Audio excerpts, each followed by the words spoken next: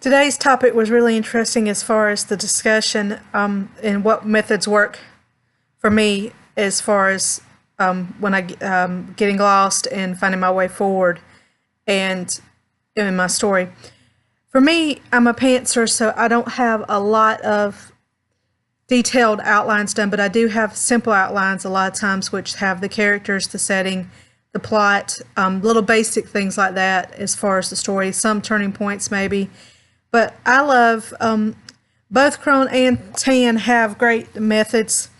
The one that appeals more to me is immersion instead of like, because I just love to immerse myself in the story and write the scenes as they're unfolding in my head, basically. And then I go back and I figure out, well, are they going to stay part of the story or not?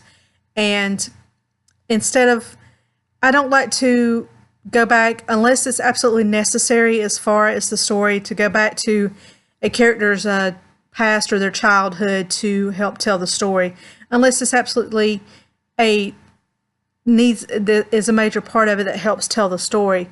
I like to just immerse myself in the story and write from that character's point of view right then as how the story is going and what they have unfolding and the turning points and the things like that. Other than, like I said, I do have some detailed outlines. It depends on the genre because I write paranormal and fantasy. So the epic fantasy, I find I write a more detailed outline as far as writing than I do if I'm writing a paranormal or an urban fantasy. I just kind of have a simple outline for those and I just sit down and write and immerse myself in the story like Tan talks about. So I think immersing myself in the story and just writing and letting the story unfold works the best for me as far as telling the story, unless, like I said, the character's childhood or past has something to do with part of the story. For like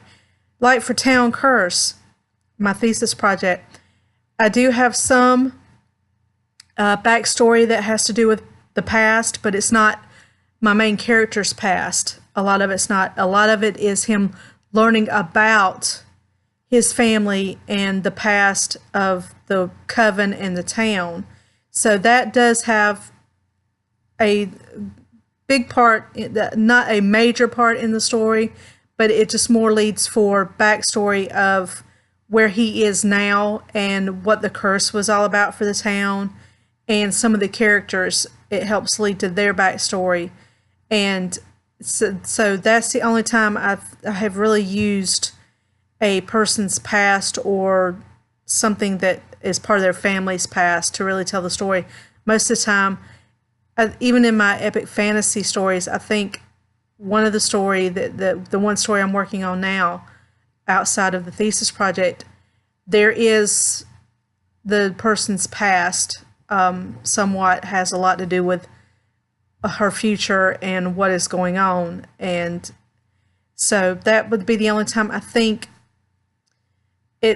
for me, unless it's really necessary, I don't really go back and spend a lot of time in the character's childhood or their past unless it's absolutely, like I said, unless it's absolutely necessary. So for me, I think Tan's version, the method of immersion works better as far as being a pantser.